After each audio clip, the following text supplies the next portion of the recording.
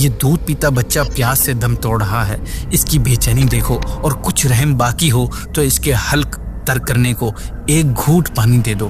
ظالموں پر امام حسین رضی اللہ عنہ کی بات کا کچھ اثر نہ ہوا اور ان کو ذرا سا بھی رحم نہ آیا۔ انہوں نے پانی کے بجائے ایک تیر مارا جو امام علی اصغر رضی اللہ عنہ کا حلق چیرتا ہوا امام کے بازو میں گھس گیا۔ کربلا اس بات کا منہ بولتا ثبوت ہے کہ حق کی راہ میں قربانی دینے والے ہی ہسٹری بناتے ہیں۔ السلام علیکم ورحمۃ اللہ وبرکاتہ۔ ناظرین، یہ ہماری کربلا کے واقعات کی 7th ایپیسوڈ ہے۔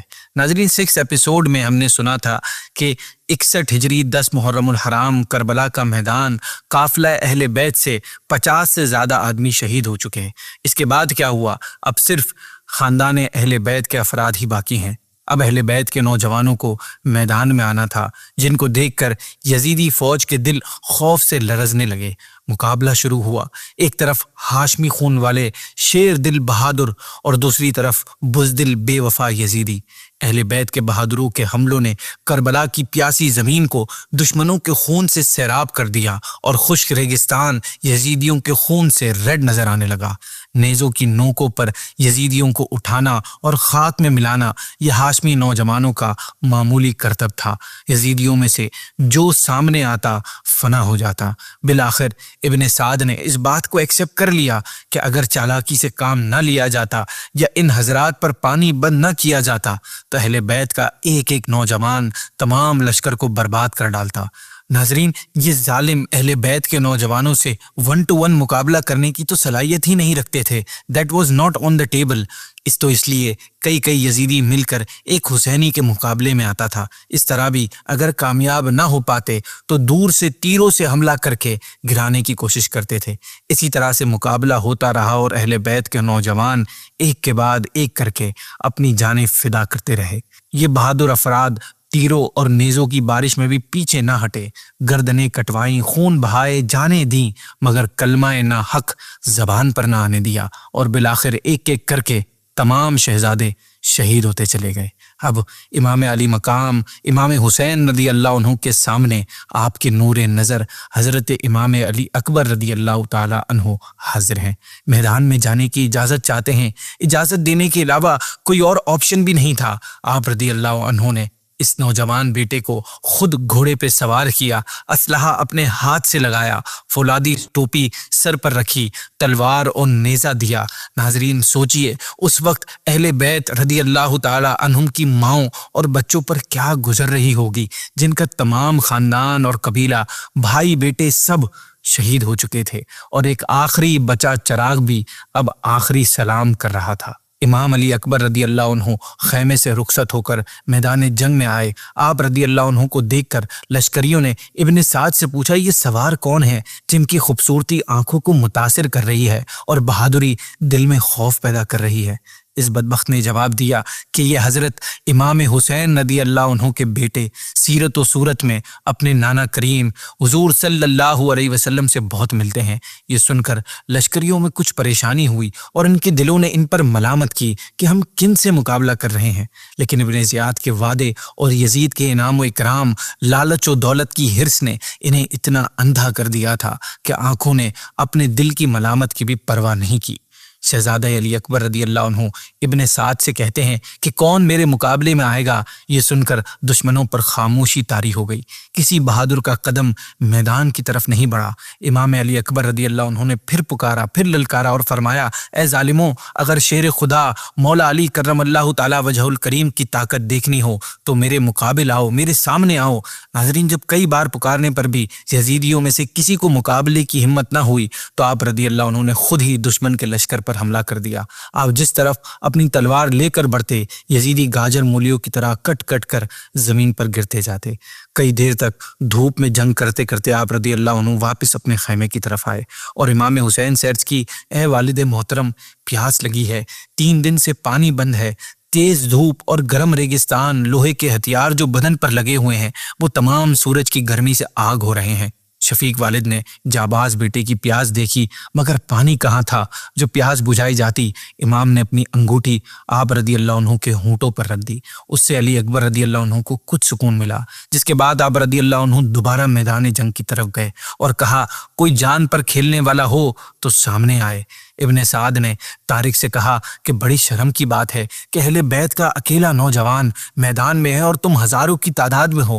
اس نے پہلی مرتبہ مد مقابل کو طلب کیا تو تمہاری جماعت میں کسی کو ہمت نہ ہوئی، پھر وہ آگے بڑھا اور ہماری صفوں کی صفوں کو خون میں ملا دیا، بڑے بڑے بہادر کا کھیل تمام کر دیا۔ یہ بھوکا ہے، پیاسا ہے، دھوپ میں لڑتے لڑتے تھک گیا ہے، پھر مد مقابل طلب کر رہا ہے، اور تمہارے تازہ دم لشکر میں کوئی اس کے مقابلے کے لیے تیار نہیں ہے۔ تف ہے تمہارے لشکر پر، اگر غیرت ہو تو میدان میں پہنچ کر اس کا مقابلہ کر کے فتح حاصل کر۔ میں وعدہ کرتا ہوں اگر تو نے یہ کام انجام دے دیا تو ابن زیاد سے تجھ کو موصل کی حکومت دلاؤں گا۔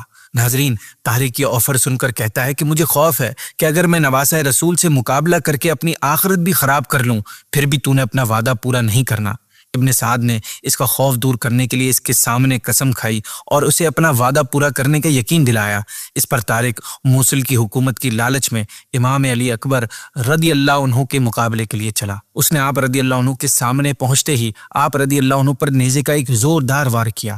امام علی اکبر رضی اللہ عنہ نے اس کے نیزے کو روکتے ہوئے اس کے سینے پر اپنے نیزے سے ایک ایسا زوردار وار کیا کہ نیزہ اس کے سینے کو چیرتا ہوا پیٹھ سے نکل آیا اور وہ ایک دم گھوڑے سے گر کر نیچے زمین پر آ گیا اور تڑپتا ہوا خاک میں مل گیا۔ یہ دیکھ کر طارق کے بیٹے عمر بن طارق کو طیش آ گیا اور وہ چلاتا ہوا گھوڑا دوڑا کر شہزادے پر حملہ آور ہوا۔ شہزادے نے ایک ہی نیزے میں اس کا بھی کام تمام کر دیا۔ اس کے بعد اس کا بھائی طلحہ بن طارق اپنے باپ اور بھائی کا بدلہ لینے کے لیے آگ کے شعلے کی طرح شہزادے پر دوڑ پڑا۔ آپ رضی اللہ عنہ نے اس کے گریبان میں ہاتھ ڈال کر اس کو زین سے اٹھایا اور زمین پر اس زور سے پٹکا کہ اس کا دم اسی میں نکل گیا۔ اب شہزادے کی ہیبت سے لشکر میں شور مچ گیا۔ اب ابن سعد نے ایک مشہور بہادر مصرع ابن غالب کو شہزادے کے مقابلے کے لیے بھیجا۔ مصرع نے شہزادے پر نیزے سے حملہ کیا۔ آپ رضی اللہ عنہ نے اپنی تلوار سے اس کا نیزہ توڑ کر اس کے سر پر ایسی تلوار ماری کہ اس کے پورے جسم کو چیرتی ہوئی ذہن تک پہنچائی اور وہ دو ٹکڑے ہو کر خاک میں مل گیا۔ یہ دیکھ کر اب کسی میں ہمت نہ رہی کہ تنہا اس شیر کے مقابل آتا۔ بالآخر ابن سعد نے ابن طفیل اور ابن نوفل کو 1000 سواروں کے ساتھ امام علی اکبر رضی اللہ عنہ پر ایک ساتھ حملہ کرنے کے لیے بھیجا۔ آپ رضی اللہ عنہ نے نیزہ اٹھا کر ان پر حملہ کیا اور انہیں دھکیل کر پیچھے کر دیا۔ اس حملے میں شہزادے کے ہاتھ سے کتنے ہی بدنصیب ہلاک ہوئے، کتنے پیچھے ہٹے، کتنے ہی کٹے اور مرے۔ اسی دوران آپ رضی اللہ عنہ کو پیاس کی شدت محسوس ہوئی تو پھر گھوڑا دوڑا کر بابا جان کی خدمت میں حاضر ہو کر عرض کیا کہ بابا جان پیاس کی بہت شدت ہے۔ اس مرتبہ امام علی مقام امام حسین رضی اللہ عنہ نے فرمایا اے میرے بیٹے، حوض کوثر سے پینے کا وقت قریب آ گیا ہے، تمہیں میرے نانا جان کے ہاتھوں سے وہ جام ملے گا جس کی لذت نہ تصور میں آ سکتی ہے نہ زبان بیان کر سکتی ہے۔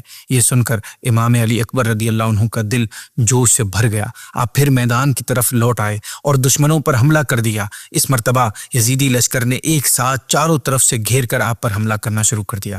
آپ رضی اللہ عنہ بہادری سے ان کے حملوں کا جواب دیتے رہے اور یزیدی ہلاک ہو کر خاک و خون میں ملتے رہے۔ آپ لڑتے رہے لیکن آخر کب تک چاروں طرف سے ہونے والے حملوں کا جواب دیتے؟ بالآخر لڑتے لڑتے آپ دشمنوں کی تلواروں، نیزوں اور تیروں سے شدید زخمی ہو گئے۔ پھر اسی حالت میں آپ گھوڑے سے نیچے تشریف لے آئے اور آپ نے امام علی مقام امام حسین رضی اللہ عنہ کو پکارا۔ آپ رضی اللہ عنہ گھوڑا دوڑاتے ہوئے میدان میں آئے اور اپنے شہزادے امام علی اکبر کو خیمے میں لے آئے۔ خیمے میں لا کر آپ کا سر اپنی گود میں رکھا۔ امام علی اکبر رضی اللہ عنہ نے آنکھ کھولی اور اپنا سر والد کی گود میں رکھ کر فرمایا اے ابا جان، میں دیکھ رہا ہوں آسمان کے دروازے کھلے ہوئے ہیں، جنتی حوریں شربت کا جام لیے میرا انتظار کر رہی ہیں۔ آپ کے منہ سے یہ آخری جملے نکلے اور پھر آپ کی روح آپ کے جسم سے پرواز کر گئی۔ انا للہ و انا الیہ راجعون۔ ناظرین، میدان کربلا میں اہل بیت کا صبر وہ صبر ہے، وہ پیشنس ہے جس کی مثال نہیں ملتی۔ آل رسول نے رضا و صبر کا وہ امتحان دیا جس نے دنیا کو حیرت میں ڈال دیا۔ بڑے سے لے کر بچے تک ہر ایک مصیبت میں گھرا ہوا تھا۔ حضرت امام علی مقام امام حسین رضی اللہ عنہ کے چھوٹے شہزادے امام علی اصغر رضی اللہ عنہ جو ابھی دودھ پیتے بچے تھے، प्यास से बेताब थे, प्यास की शिद्दत से तड़प रहे थे और पानी का नामो निशान तक नहीं था। उस छोटे बच्चे की खुश्क छोटी सी जबान बाहर आती है, बेचैनी में हाथ पांव मारते हैं, कभी माँ की तरफ देखते हैं और उनको सूखी जबान दिखलाते हैं। नादान बच्चा क्या जानता था कि जालिमों ने पानी बंद कर दिया है। माँ का दिल उस बेचैनी से फट रहा था। कभी बच्चा बाप की तरफ इशारा करता है, वो जानता था कि हर चीज़ ये ला कर दिया करते थे, मेरी इस मुसीबत के वक्त भी मुझे ये पानी पिलाएंगे। माँ से छोटे बच्चे की लाचारी देखी नहीं गई। वालदा ने इमाम अली मकाम से अर्ज़ की कि इस नन्ही सी जान की बेताबी देखी नहीं जाती, इसको गोद में लेकर जाइए और इसका हाल जालिमों को दिखाइए, उनमें से किसी को तो रहम आ जाएगा, कोई तो इसको पानी के चंद कतरे पिला देगा। ये ना तो जंग करने के लायक है, ना मैदान में जाने के लायक है, इससे क्या दुश्मनी है। इमाम अली मकाम इमाम हुसैन रदी अल्लाह अन्हु इस छोटे से बच्चे को सीने से लगाकर दुश्मन के सामने पहुंचे और फरमाया कि मैं अपने तमाम ख़ानदान को तुम्हारी बेरहमी और जुल्म पर पेश कर चुका हूं, और अब भी अगर दुश्मनी और गुस्सा जोश पर है तो इसके लिए मैं हूं। ये दूध पीता बच्चा प्यास से दम तोड़ रहा है, इसकी बेचैनी देखो, और कुछ रहम बाकी हो तो इसके हल्क तर करने को एक घूंट पानी दे दो। नाजरीन, जालिमों पर इमाम हुसैन रदी अल्लाह अन्हु की बात का कुछ असर ना हुआ और उनको ज़रा सा भी रहम न आया, बल्कि वो जालिम पानी तो क्या देते, उन्होंने पानी के बजाय एक तीर मारा जो इमाम अली असगर रदी अल्लाह अन्हु का हल्क चीरता हुआ इमाम के बाजू में घुस गया। इमाम अली मकाम इमाम हुसैन रदी अल्लाह अन्हु ने वो तीर शहजादे के जिस्म से जुदा किया। शहजादे हाथ में तड़प रहे थे। कुछ देर नन्हे शहजादे की आवाज़ आई, फिर शहजादे खामोश हो गए, खामोश हमेशा के लिए। खैमे वाले इंतजार में थे कि बच्चा सैराब होकर आएगा, इसकी पानी की प्यास बुझ गई होगी। इन्हें क्या पता था कि शहजादे को अब कभी भी प्यास नहीं लगने वाली।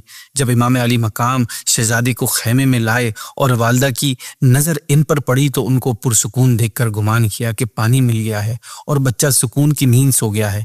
जब इमाम अली मकाम इमाम हुसैन से पूछा तो मालूम हुआ कि वो तो हमेशा के लिए सो गया है। अल्लाह पाक ने हमारी ये छोटी कुर्बानी भी कबूल फरमाई।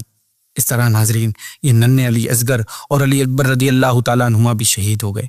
अब कोई नहीं बचा सिवाय बीमार ज़ैनुल आबिदीन के और ख़ुद इमाम अली मकाम इमाम हुसैन रदी अल्लाह ताला अन्हु के। आगे क्या हुआ इंशाअल्लाह ये हम नेक्स्ट एपिसोड में सुनेंगे। अस्सलामु अलैकुम व रहमतुल्लाहि व बरकातहू।